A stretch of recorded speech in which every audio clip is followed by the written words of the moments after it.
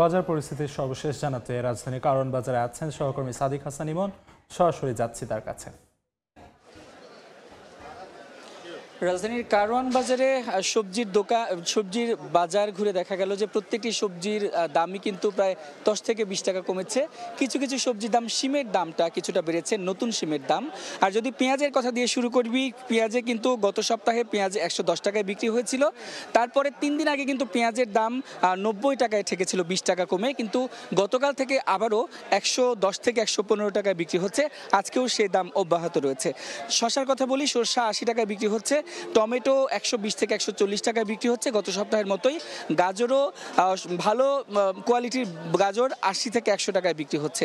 করলার দাম 10 টাকা কমেছে, 50 থেকে 60 টাকায় বিক্রি হচ্ছে। শিমের দাম 20 টাকা কমেছে, সেই শিম 60 টাকায় বিক্রি হচ্ছে। তবে নতুন যে শিম আসছে সেই শিমের দাম কিন্তু বেশি দামে বিক্রি হচ্ছে, চড়া 120 থেকে 150 টাকায় বিক্রি হচ্ছে। ঢেঁড়সের দাম 10 টাকা কমেছে, 50 থেকে 60 টাকায় বিক্রি হচ্ছে। পটল 10 টাকা কমে 50 টাকায় বিক্রি হচ্ছে। বেগুন 10 টাকা কমে 50 টাকায় বিক্রি হচ্ছে। আর মূলা গত সপ্তাহে 60 টাকা ছিল, এই সপ্তাহে 40 টাকায় বিক্রি হচ্ছে।